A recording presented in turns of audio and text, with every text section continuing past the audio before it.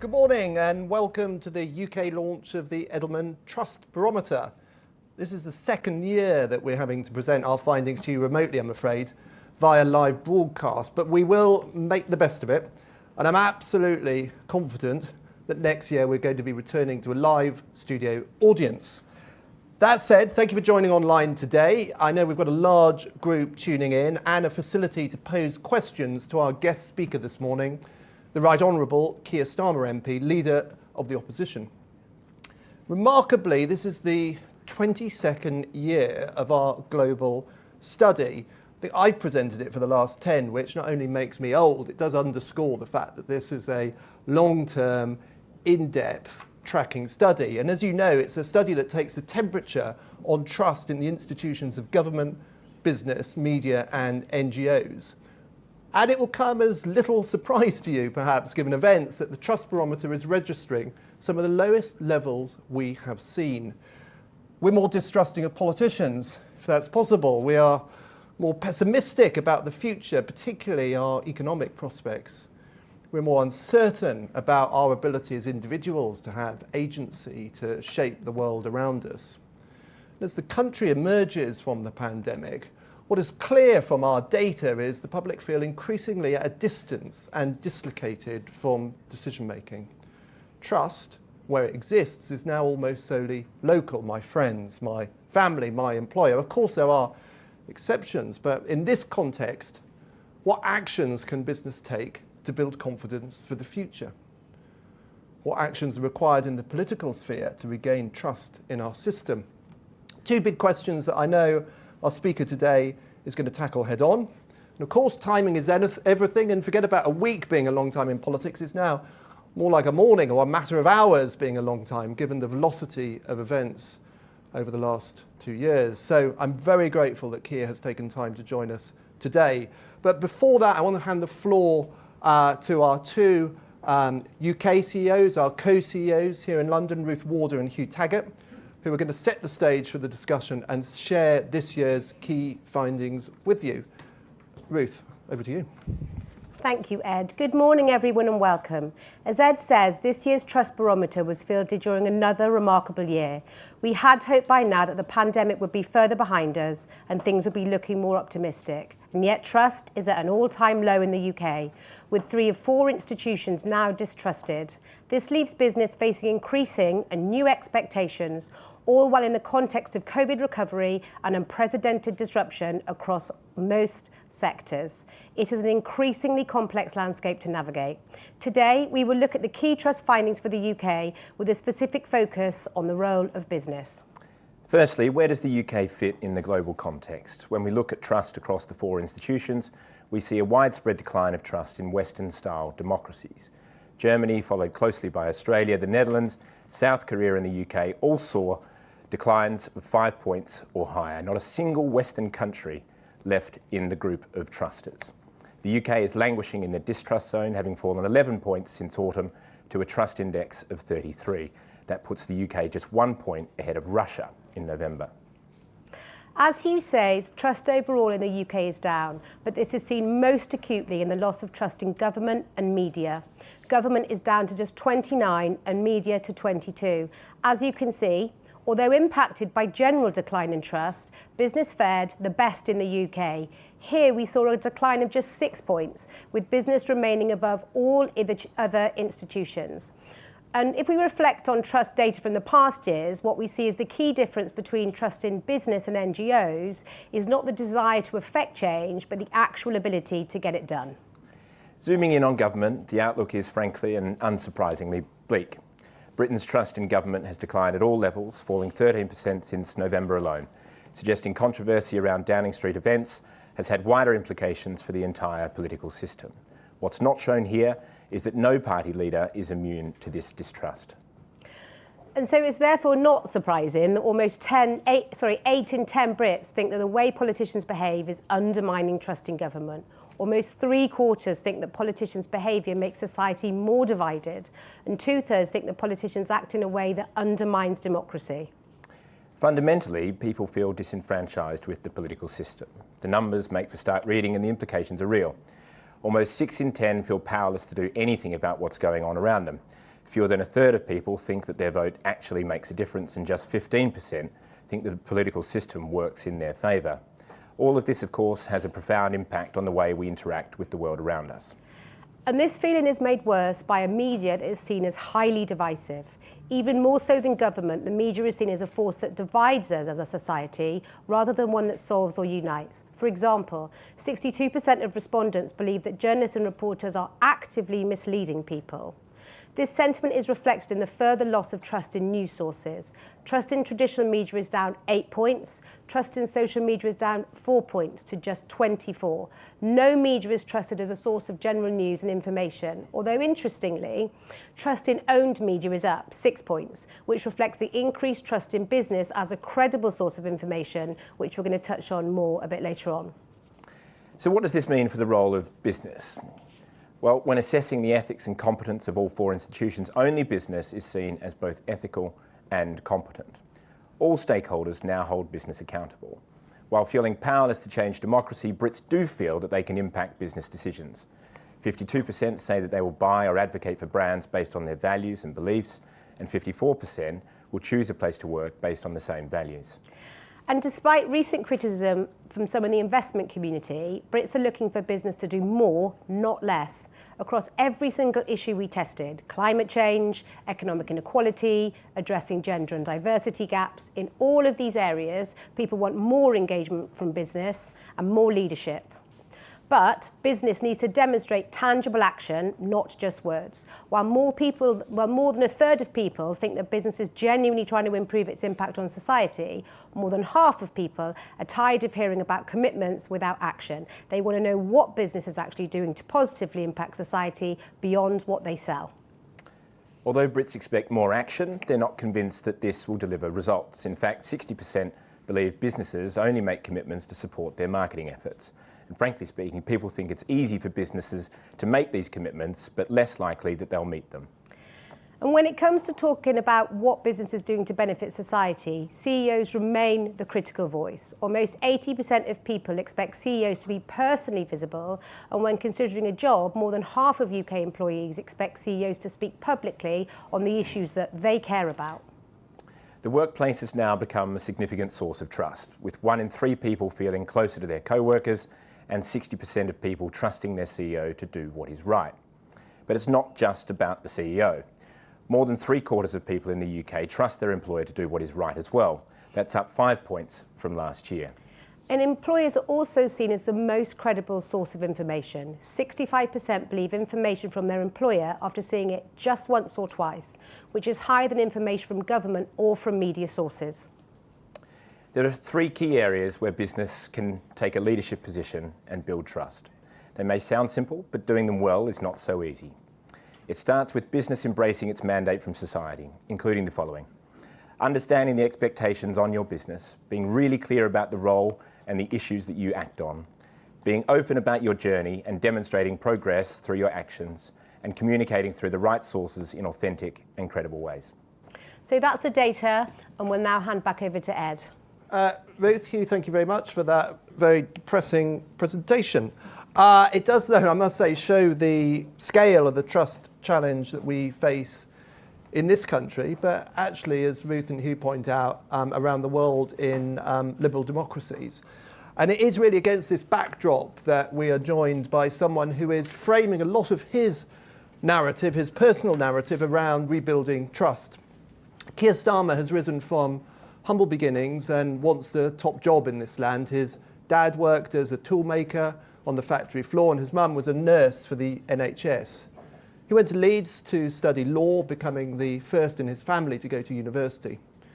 He had a distinguished career as a barrister, and in 2008 became Director of Public Prosecutions, putting him at the head of the Crown Prosecution Service. He was elected to Parliament in 2015 as the member for Holborn and St Pancras.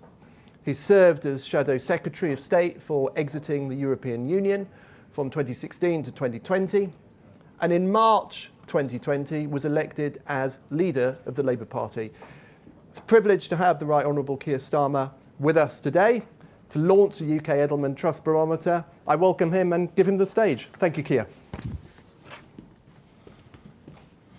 Thank you very much, Ed, and thank you for hosting me here today for that fascinating, if depressing, presentation. Just how shocking those figures are. And I want to take a bit of time to give a few brief reflections on them and what I think they mean for politics, for government, and for business in the UK. Of course, I am concerned to see trust in so many institutions fall, in some cases to an unprecedented low. But I also want to set out a way forward, because trust counts, and I'm not prepared to give up on it. And the starting point is to be honest with ourselves and face up to the scale of the challenge. Trust in government is falling. Trust in politics and politicians is falling. Trust in the media is falling. 2/3 of the public think that the way politicians act undermines democracy. 6 out of 10 people think politicians are likely to lie to them. 6 out of 10. Sadly, that doesn't surprise me, given recent events. But it does disappoint me. It frustrates me. But honestly, I'm not surprised. It's inevitable when we have a government that is misleading the public and covering up their own wrongdoing to save the Prime Minister's job. This is a government in paralysis.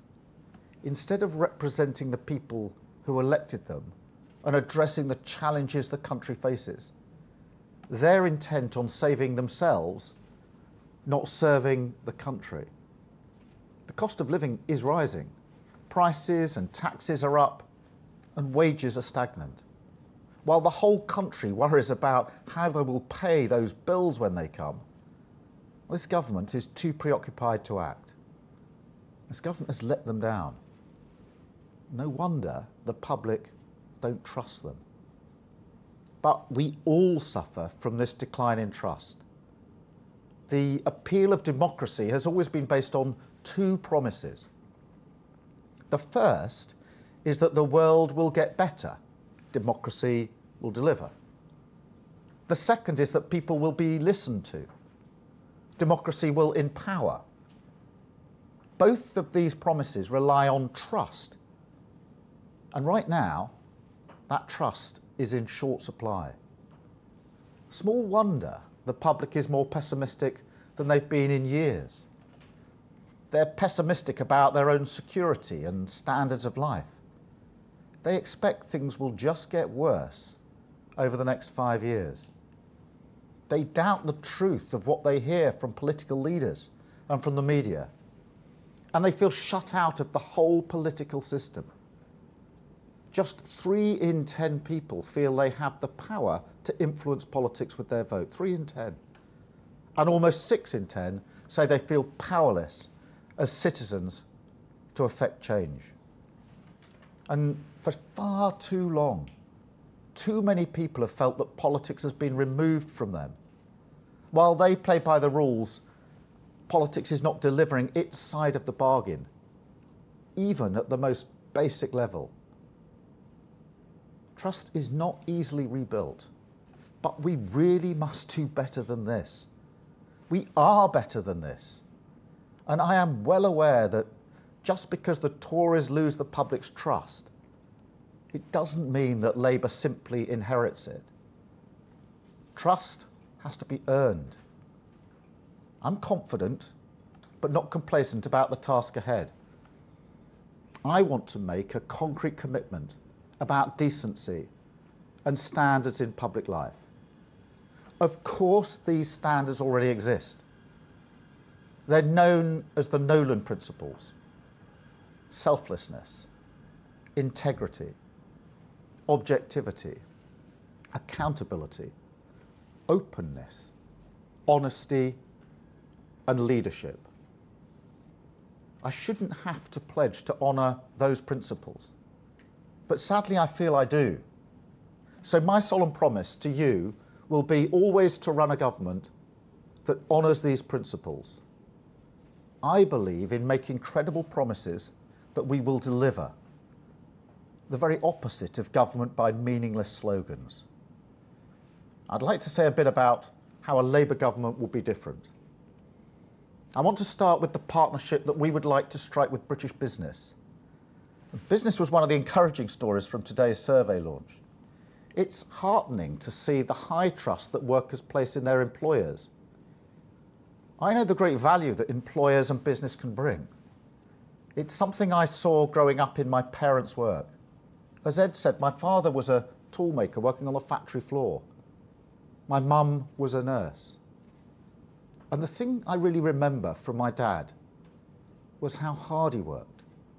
His industry was a real source of pride and value. And I was encouraged to see how business is seen as leaders in society, with solutions to some of the big challenges of the day. British business is a great source of pride, both here in the UK and internationally. Many businesses are driven by a sense of purpose, determined to meet the challenge of the climate crisis, supporting the changes we need to protect our future. Today's report shows the public's expectations that business will continue to show leadership on big future issues. Half of the public think business should do more, not less, on climate change. 44% think business can go further on workforce reskilling. But business alone can't be expected to carry the trust of this country. Business can only lead when it has the support of a serious government. That's why I believe that British business needs a more active, effective partnership with government, and that government needs an industrial strategy designed to get our country fit to face the future. The director of the CBI, Tony Danker, has been clear about what's needed.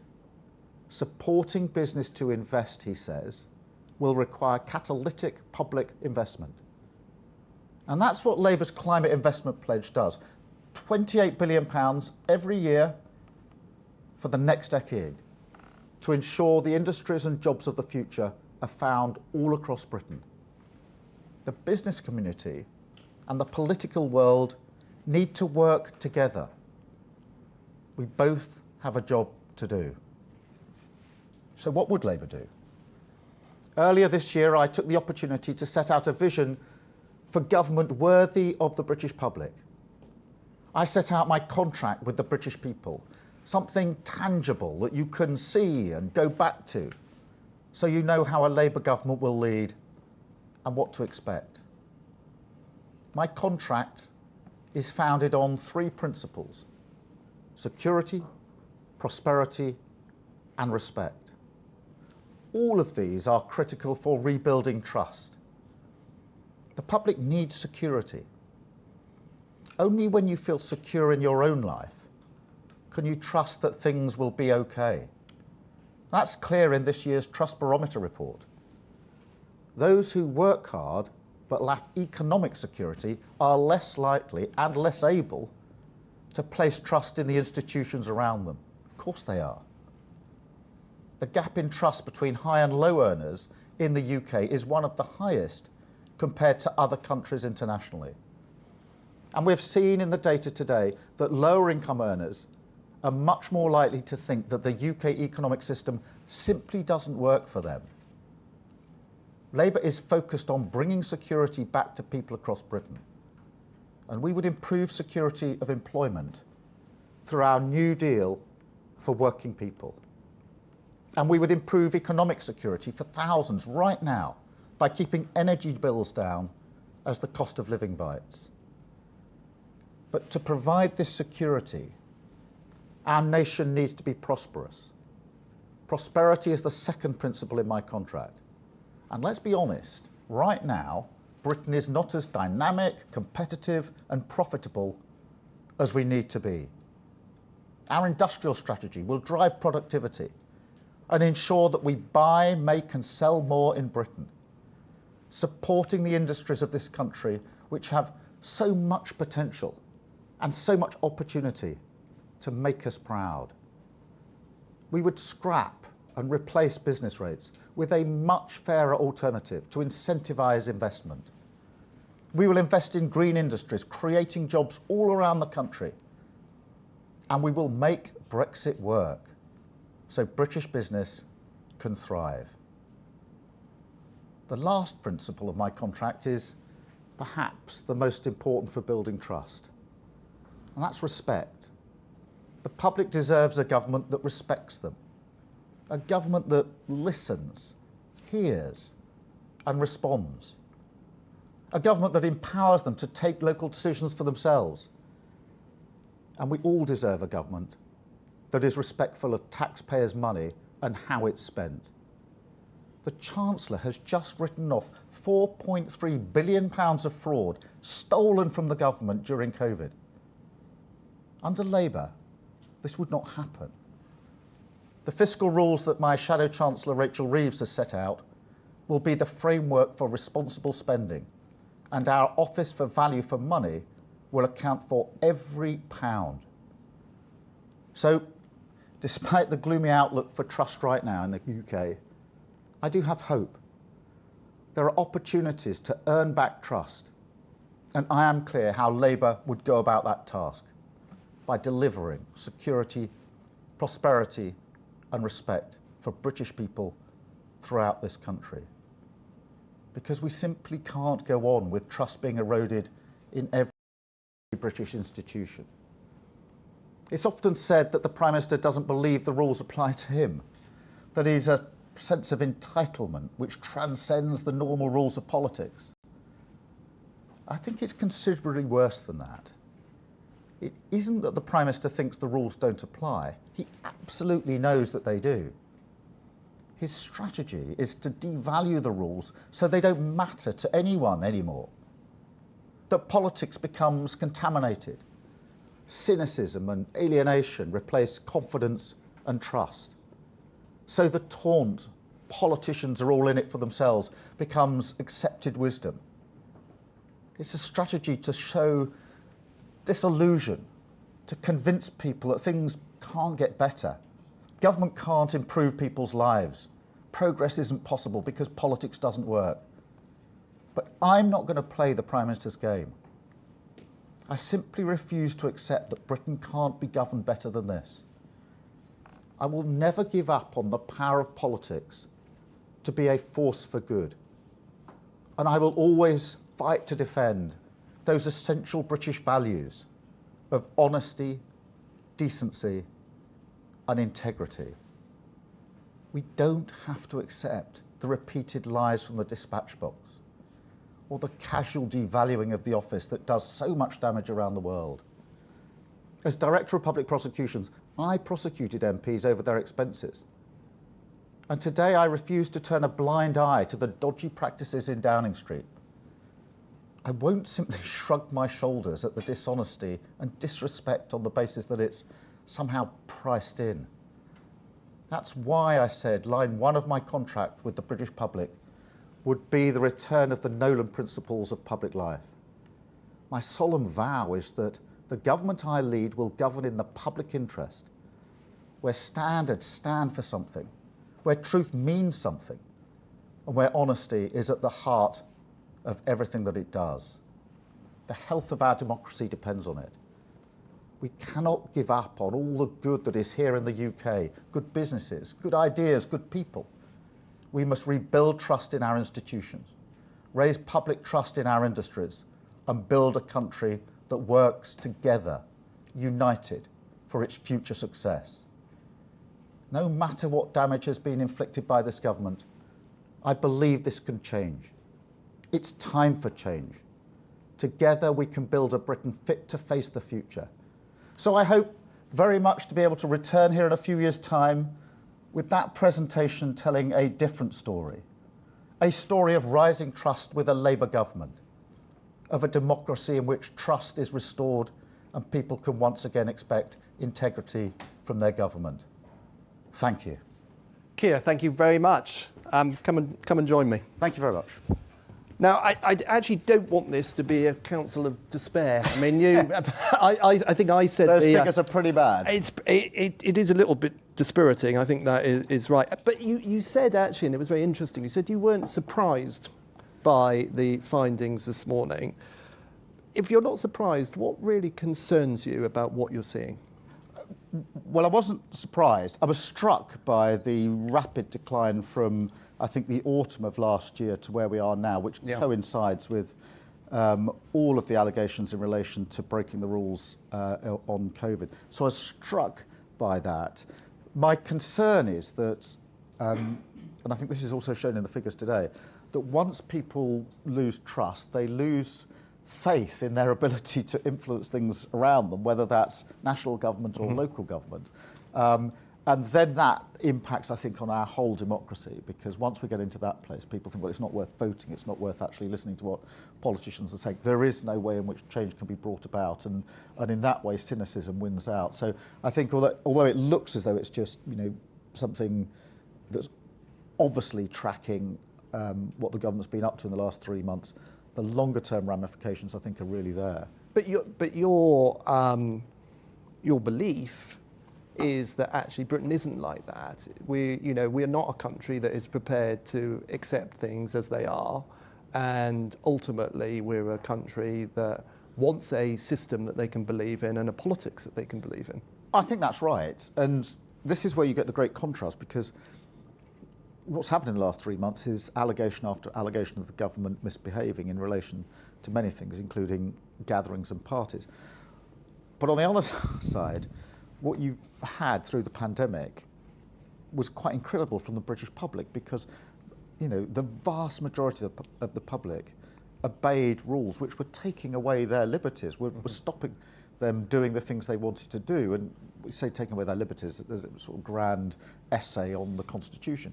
But it meant people not going to see their mum and dad, not their children not going out in the usual way, not going to see an elderly relative.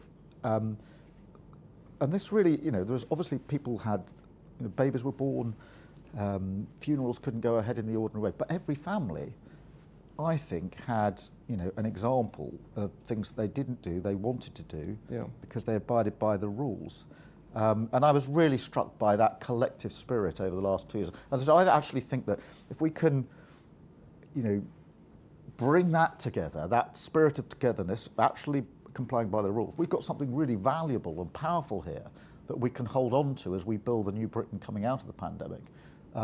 But the government's behaviour impacts on that, and trust impacts on that. Now, I don't want to spend too much of our conversation talking about what happens down the road in Westminster and politics, but just look, let's briefly touch on trust in politics and politicians. I mean, you said in your remarks that a loss of trust in government doesn't naturally or automatically mean that there's a trust gain for Labour. Why do you think that is, and why has the party not been able to insulate itself against this sort of broader trust in politics that we see? I think there are two reasons for that. One is, and this is very much, I think, the tactic of our Prime Minister, which is to drag everybody into the gutter with him, to try and spread these allegations and the distrust, and try to perpetuate this sense that all politicians are the same. They're not the same. I'm fundamentally different to the Prime Minister. I believe in different things, and I'm never going to accept this phrase that somehow a lack of integrity, a lack of honesty is priced in. So that's part of it. There's a bit of self-reflection here, if I'm honest, about the Labour Party. We lost very badly in the election in 2019. That was our worst loss since 1935. And I've been very conscious that one of my tasks, perhaps my first task, is to rebuild trust in the Labour Party, and that takes time. We've been hard at it for the last 2 years or so, but that undoubtedly impacts on it, and that's why it's very important that we use this opportunity to say what we would do and why it would be different. How difficult is that? Because if you think about the party now, I mean, and this is not unique to Labour, I mean, the Conservative Party now is an extraordinary range of different and diverse groups and opinions and ideologies. How do you, as Labour leader, how do you bring those groups together in a way that doesn't actually mean watering down your vision? I think the most important thing in trying to bring people together in any political party, but particularly in ours, is to have a very clear sense of where we're going and what we want to achieve.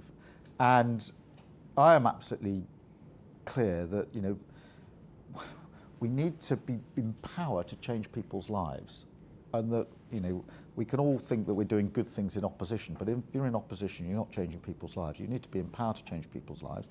Therefore, we need something that everybody who supports, votes for the Labour Party can get behind. And that's why at our conference last year, we set out some really powerful things, £28 billion of the climate investment pledge. This is about the next generation of jobs and skills, so that wherever you are in the country, there will be a high-skilled, well-paid job near where you live that is a future-proof job. So it's a huge, huge commitment. And I think everybody across the Labour Party, across the Labour movement would say, I can get behind that wherever I may be in terms of the sort of broad church that's the Labour Party. But also the other couple of things that I mentioned in my remarks just now, security at work.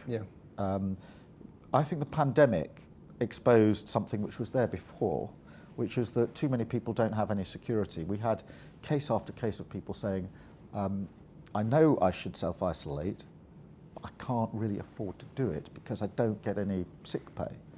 And put in this real dilemma, do I do what I need to do, which is to self-isolate and take the hit this month, or do I not test and go back to work? And that security is very, very important. Saw self-employed and freelance as well in a really precarious situation. So I think a concrete sense of what we need to achieve, winning the election, and then a sort of platform of positivity that people can get behind. And actually, once you do that, the vast majority of Labour Party members and supporters can get behind that and want to win that election, because we've done fantastic things when we've been in power. We've been in opposition for too long now, and a statistic I often trot out, but it really is etched on my forehead. In my first year as an MP in 2015 to 2016, I voted 172 times. We go round the lobby outside the chamber voting, and I lost 171 of those votes.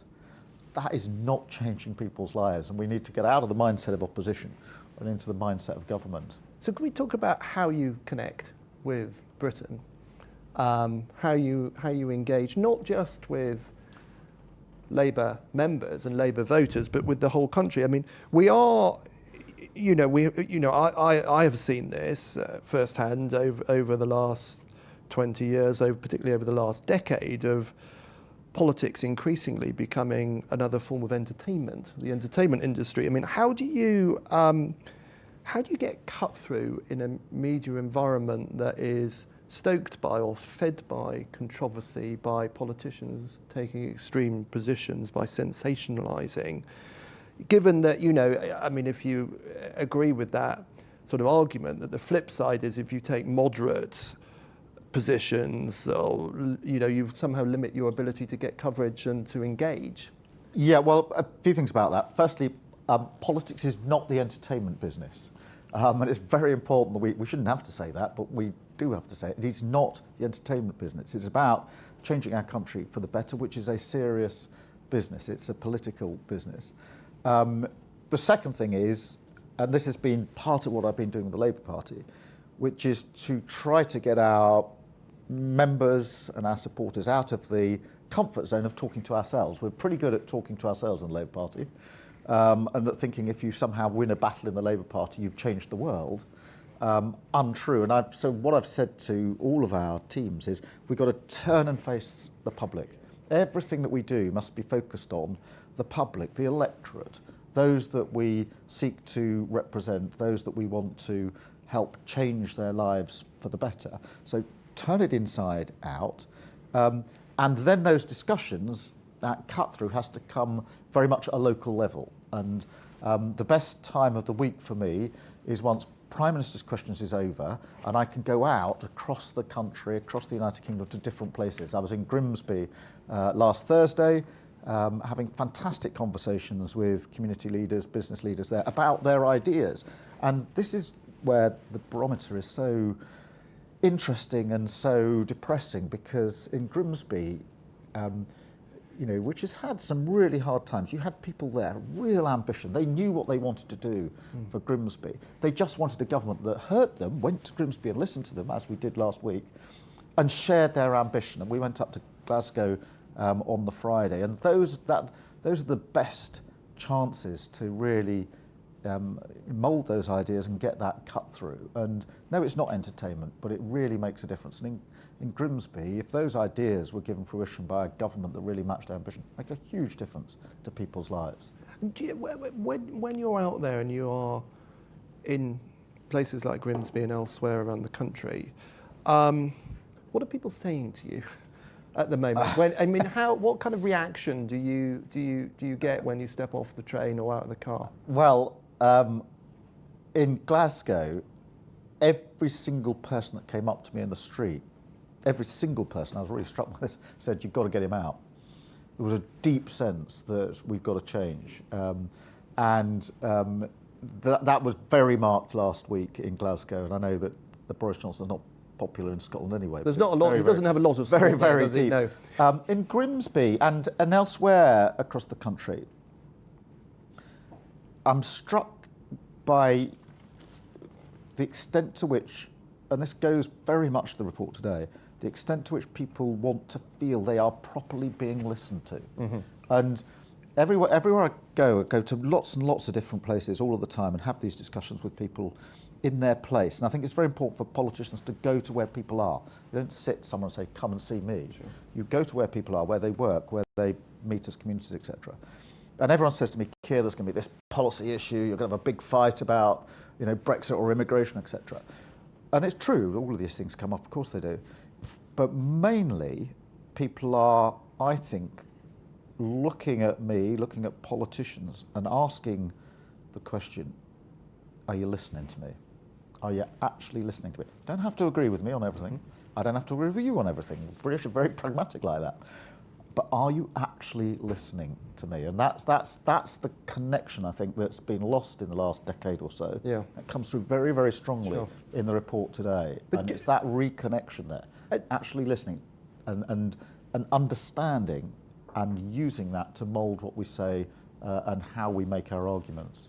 Do you think, though, that there is a issue around, honesty is the wrong word, but just being clear with the public about how difficult, governing is. It is not easy. The problems are complex. The factors are often global. Change doesn't happen in a matter of months or years sometimes. It's over 5 years, 10 years. Are we really honest enough with the public about the power, really, that politicians have to address some of these very intractable, complex problems? I think that too often politicians pretend that everything can be fixed in 5 years, because that's the sort of parliamentary term. Vote for me, and in the next 5 years, everything will be fixed. Obviously, lots of the problems that we face are longer term than that. The change we've got to bring about because of the climate crisis.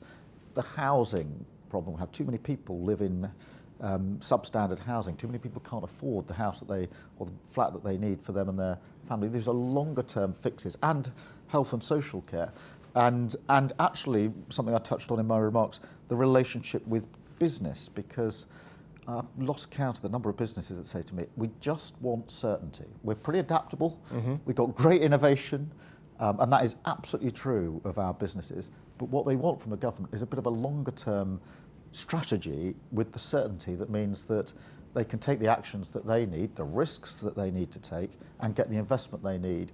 And that's why that partnership with business, with business and government working together with a clear strategy over a longer term, I think is hugely important for the economy. And clearly you believe that is possible within a system where you have a parliamentary term of 5 years, because obviously the reality is, for if you're leader of the Labour Party or indeed the Prime Minister, is you're in a constant campaign mode. How do I secure the next 5 years? And how do I do that in a way that appeals to people and means when they cast their vote, it's to my party? You shouldn't be in a constant campaign mode. You really shouldn't. If you're in government, you're there to govern, to pull the levers that make the difference.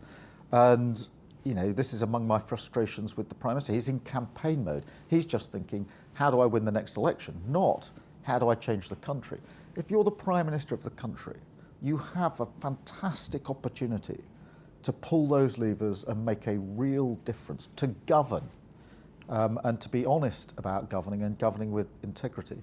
If all you do in the 5 years or so that you've got is campaign to be re-elected without governing and changing lives, you're disrespecting the whole office of Prime Minister and the whole purpose of our democracy, which is to bring about change. So I don't agree with this notion that parties should stay in campaign mode when they're in government.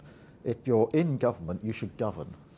So presumably then, I mean, as you set out kind of the importance of long-term thinking and planning and a policy agenda that's delivered over more than just 5 years, that would, lead me to say actually, the thinking around actually the levelling up agenda and the, what is an 8-year time horizon to 2030 is actually not a, from a public policy point of view, this is not a bad thing necessarily. Well, certainly any realistic levelling up is a long-term project. I think the frustration that we have with the offer that was put on the table yesterday is that it's yet more promises for the future. It's not any action for now. And it comes, this is not a government that's just come into office in 2022 and is trying to pick up the pieces. They've been in government for 12 years. And I have to say, sometimes I sort of have a reality check when I hear the Prime Minister talking about levelling up. It's as if he's pretending that he's just arrived down from the moon or outer space and he's looking across the United Kingdom and saying, whoa, things aren't as they should be. There's great inequality in our country. And I think many people want to shake him and say, you've been governing, your party's been governing for 12 years. If you've only just discovered that there are all these huge inequalities, then what on earth have you been doing for those 12 years? So we've already wasted 12 years. We've gone backwards in 12 years.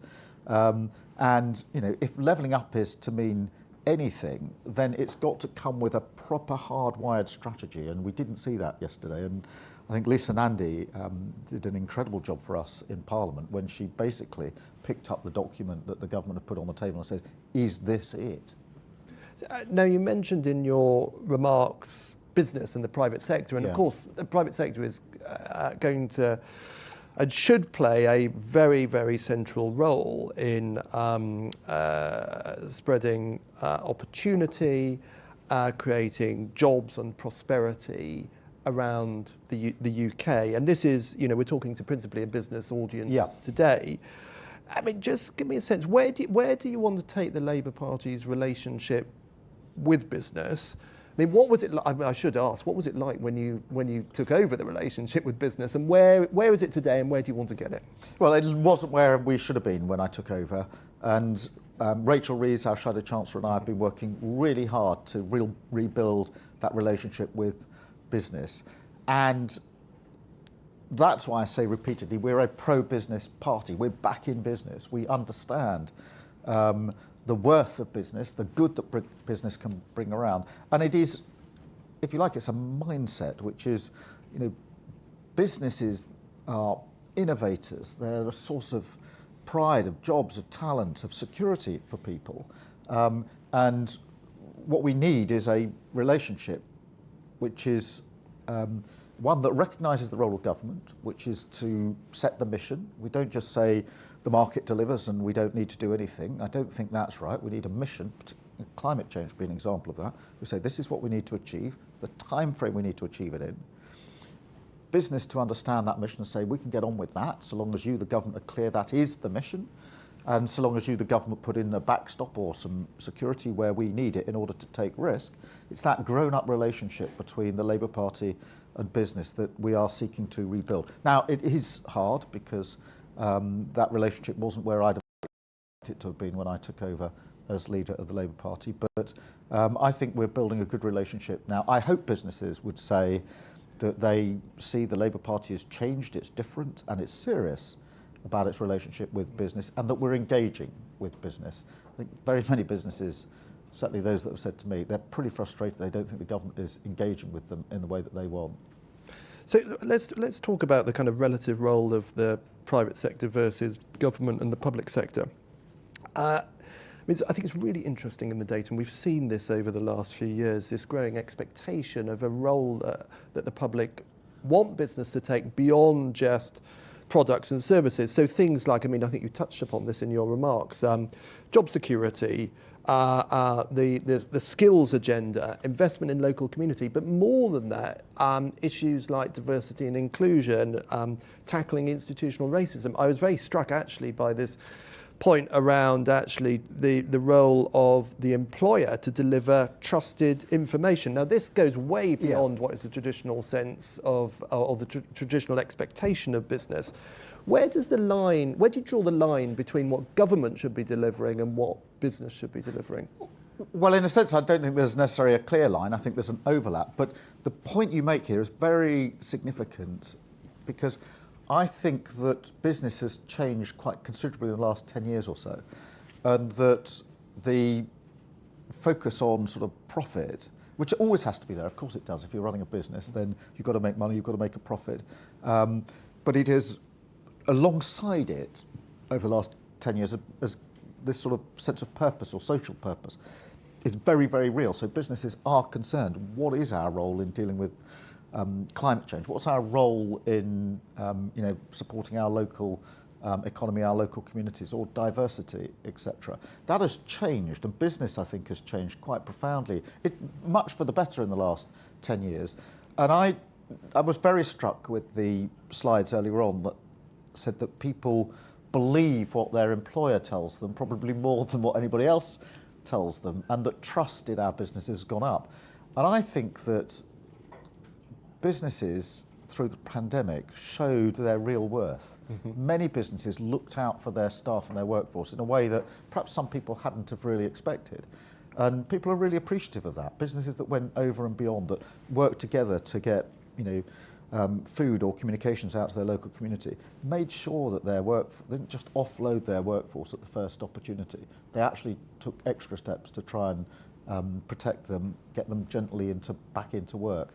And I wouldn't be surprised if that trust in business hasn't increased quite significantly because of the way businesses responded during the pandemic, which was very, very positive.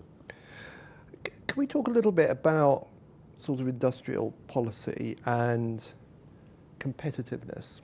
I mean, you've talked about the UK being in a high tax, low growth environment, and these are, I think, Tony Danker. I think Tony Danker, CBI, is going to said the same. He's going to make some similar points today, actually, about his fear that we're in a lost decade of low growth. And actually, when you look at the growth numbers, the forecast up to 2026, 1.3 to 1.7%, below what is the historic averages. This is a very complicated problem to solve. How would you go about tackling it? Well, I think the first thing is we need to have a degree of honesty that this is the central problem. If I was asked what is the one thing in our economy which is more of a problem than anything else, I'd say growth. Because not only are the forecasts bad, but the growth in the last 10, 12 years has been very, very bad. And that's bad for business, it's bad for the economy, and it has a real impact on government. If you were to compare the growth under the last Labour government from 1997 to 2010, including the financial crash, with growth in the last 12 years, the growth under the Labour government was far, far greater. And if we had matched that growth in the last 12 years, we would have £30 billion to spend on public services without doing anything to increase our taxes. That is very, very, I'm having a big argument at the moment about high taxes, but with growth, at the same scale as you had under the Labour government, £30 billion without altering tax at all. In terms of what we do about it, my strong sense is that that growth has come about because of short-termism, change by a government, inconsistency. We've been through a number of Conservative prime ministers, we've had different approaches. We haven't even got an industrial strategy anymore. If you don't have certainty in long term, then it's very difficult to get the investment you need for businesses to thrive and to grow in the way that we would want them. So strategic growth, a grown-up partnership with a government that understands the role of business and the role of government and doesn't keep chopping and changing and isn't in constant campaign mode, is in governing mode. So if we imagine a government led by yourself with Labour in power, and the world looking at Britain's competitiveness, what are the industries that you think really we can lead the world in beyond financial services, which obviously we have traditionally benefited from over many years? Well, financial services and other services are huge, and we need to be careful to make sure that we look after them, because it's a much more challenging environment now than it was 5-10 years ago, and we don't discuss that enough.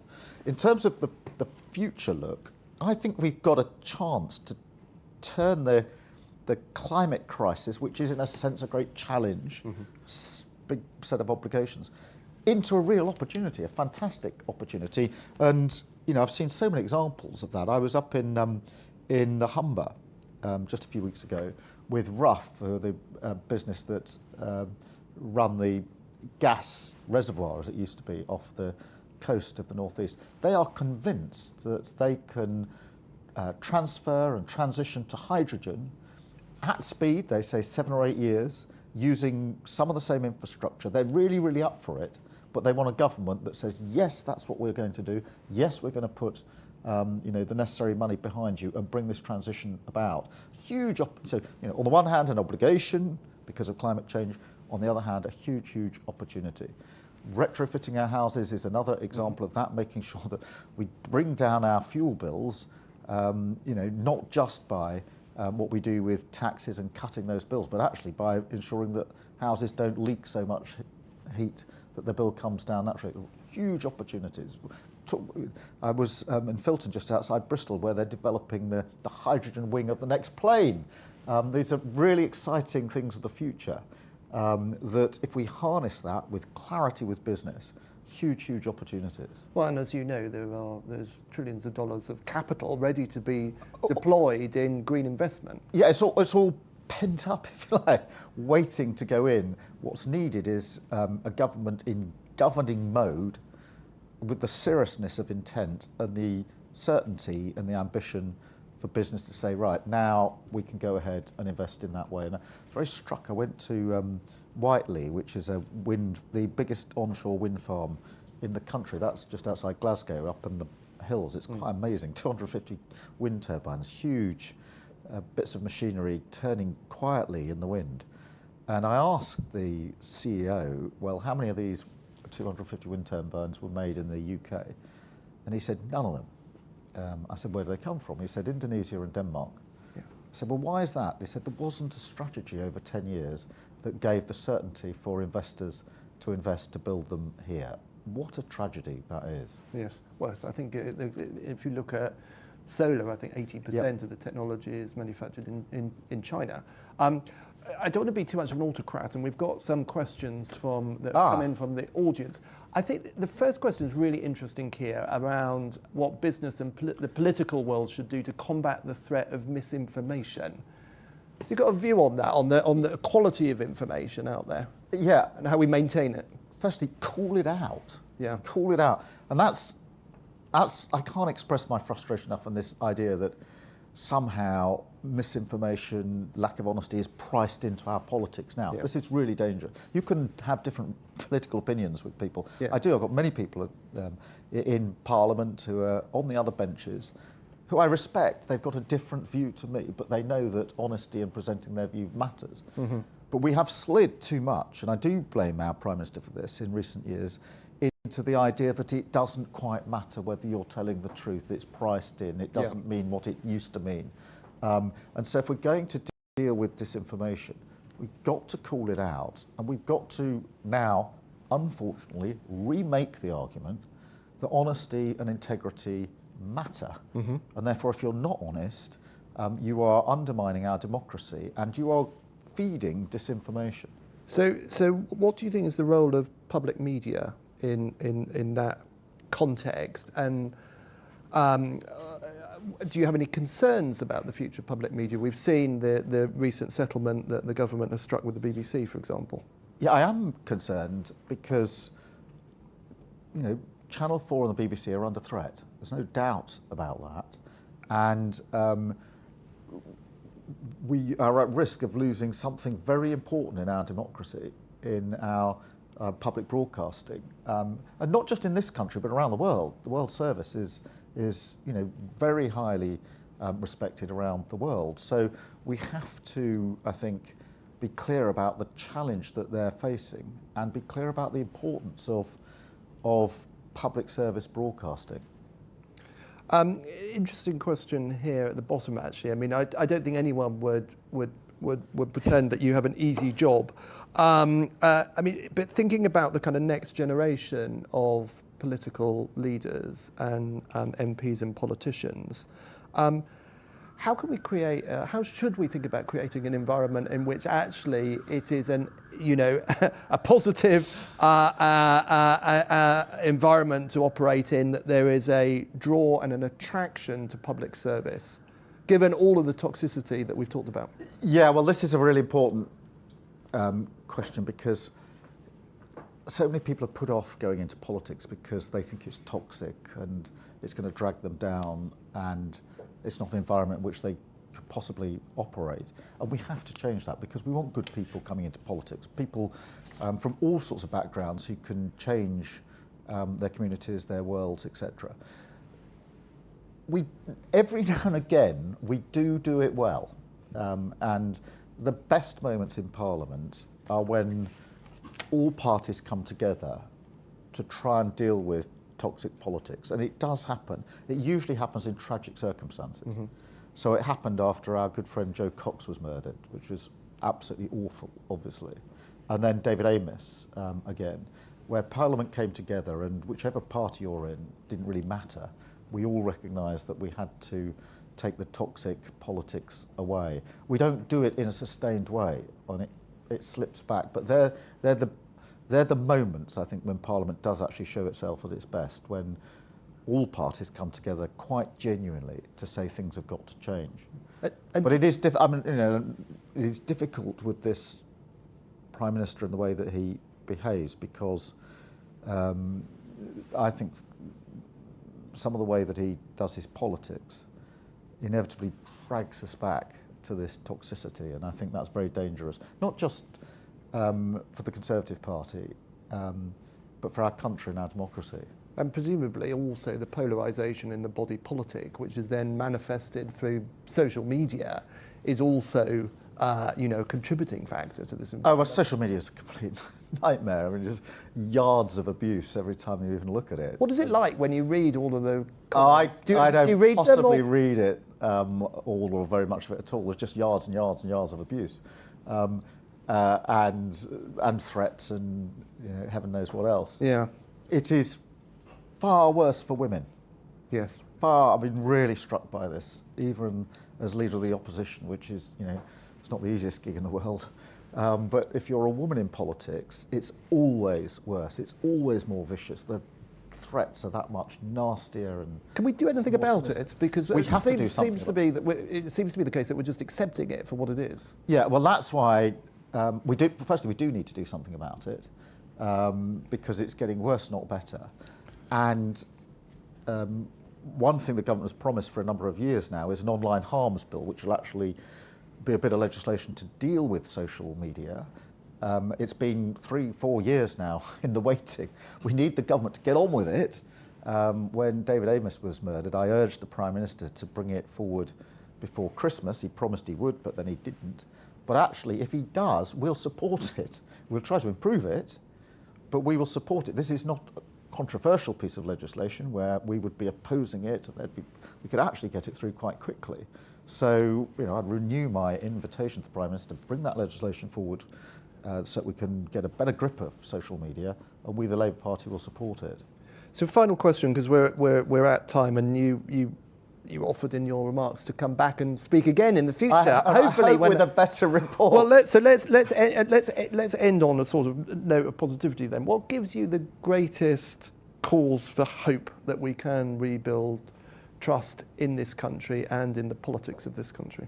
Oh, I think deep in the psyche of the British people is a sense of trust and integrity and honesty, and they're crying out for us to match it. And I always find the greatest hope and inspiration actually in those discussions with people in their villages, in their towns, and that British spirit of, you know, actually play by the rules and you get on, and others play by the rules and there's a level playing field. And that's why some of what's gone on in the last 3 months has cut so deep, because it offends those sort of basic principles.